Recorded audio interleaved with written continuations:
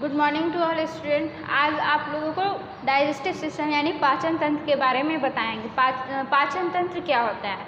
इस तंत्र के द्वारा भोजन का अंतर्ग्रहण यानी इजेशन ऑफ फूड यानी भोजन को लेना, फिर पाचन क्रिया यानी डाइजेशन ऑफ फूड भोजन का पचना, फिर अवशोषण यानी एब्जॉर्प्शन ऑफ फूड यानी भोजन से प्राप्त ऊर्जा को बॉडी में अवशोषित करने का कार्य डाइजेस्टिव सिस्टम यानी पाचन तंत्र में होता है।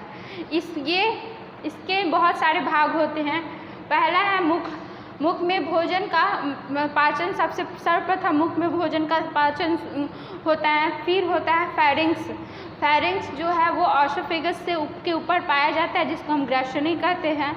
फिर है ऑसोफेगस यानी ग्रास नली एक भोजन का पाइप जिसको कहते हैं भोजन का पाइप यानी भोजनाल कहते हैं उसको इसके द्वारा भोजन हमारे मुख से फेरिंक्स से होते हुए स्टोमक तक पहुंचता है। फेरिंक्स के होते हुए उसके स्टोमक यानी आमाशय तक पहुंचता है। उस पाइप को हम ऑसोफेगस यानी ग्रास नली कहते हैं।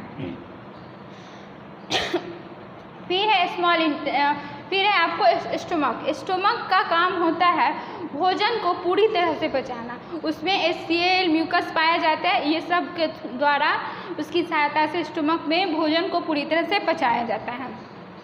फिर आता है स्मॉल इंटेस्टाइन मतलब भोजन पचने के बाद भोजन स्मॉल इंटेस्टाइन में जाता है। पचा हुआ फूड भोजन स्मॉल इंटेस्टाइन में जाता है। यहाँ पे एनर्जी एब्जॉर्ब किए जाते हैं, जो उससे मतलब ऊर्जा प्राप्त होते है उसको विलाई के द्वारा एब्जॉर्ब किए जाते हैं। फिर लार्ज इंटेस्टाइन में जो अवशिष्ट पदार्थ होते हैं वो बड़ी आंत में आ जाते हैं। वहाँ से मलाशय के द्वारा यानी रेक्टम के द्वारा मल के रूप में होते हुए बाहर आ जाते हैं, उसको हम रेक्टम कहते हैं। फिर लार्ज इंटेस्टाइन में का एक भाग होता है जिसको कोलन कहते हैं, और उसके सबसे मतलब नीचे लार्ज इंटेस्टाइन का एक भाग होता है जिसको हम सिकम भी कहते हैं। फिर हुआ एसेसरी ऑर्गन में आता है, जैसे टंग हुआ, फिर उसके अस्तित्व हुआ, ये सब भाग एसेसरी ऑर्गन्स कहलाते हैं, क्योंकि ये हमारे भोजन के पाचन में सहायक होते हैं। अब हम आप लोगों को डाइजेस्टिव सिस्टम यानी पाचन तंत्र के बारे में पूरी तरह से फिगर के थ्रू बताएंगे।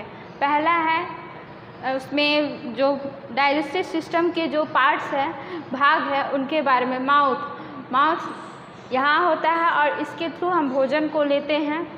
फिर इसके बाद आता है फेरिंक्स। ये फेरिंक्स ऑसोफेगस यानी ग्रास नली का पार्ट, ऊपर का पार्ट होता है, जो लैरिंक्स के बगल में, लैरिंक्स जो है वो श्वसन तंत्र का एक भाग होता है, वो लैरिंक्स के ऊपर साइड में पाया जाता है।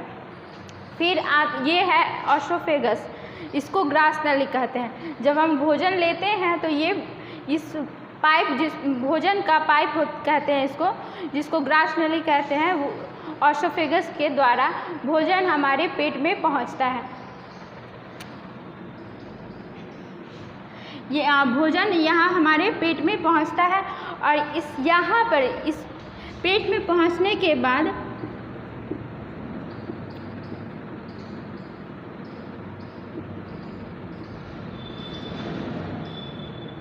पेट को आमाशय हम कहते हैं हिंदी में। यहाँ पर यानी इसमें HCl होता है, और HCl के जलन से बचाने के लिए इसके अंदर आंतरिक सतह पे म्यूकस पाया जाता है, और वो म्यूकस मतलब पेट में जलन होने से बचाता है। HCl का काम जो होता है वो होता है भोजन को पूरी तरह से पचाने का। मुख में लगभग भोजन 30% पूरी तरह से नहीं होता है, फिर भी 30% यहाँ पाचन क्रिया हो जाती है, पचने लगता है। भोजन को 30% की पूरी तरह से जर्म्स भी मर जाते हैं वो मतलब मुख में सलाइवा के द्वारा, और फिर जब वो ऑसोफेगस के द्वारा आमाशय में आते हैं तो वहाँ आमाशय में पूरी तरह से भोजन का पाचन हो जाता है। जो पाचन का काम HCl के द्वारा होता है। फिर यहाँ स्टोमक के द्वारा फिर ये छोटी आंत में पहुंचती है। छोटी आंत इसे कहते हैं, ये है छोटी आंत।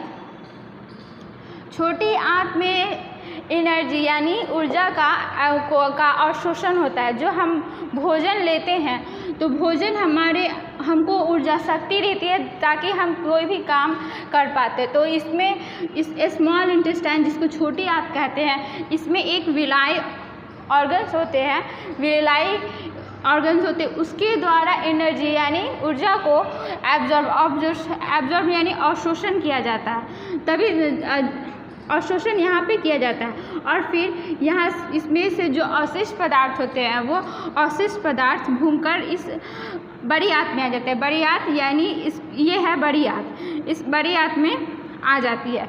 बड़ी आंत को में ये पार्ट सिक्कम होता है।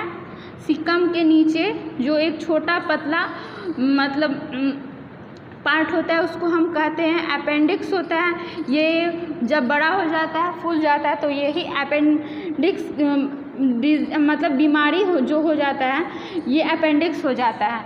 उससे अगर ये बड़ा हो जाता है, फूल जाता है, तो फिर हम जिस बीमारी को हम अपेंडिसाइटिस भी बोलते हैं। फिर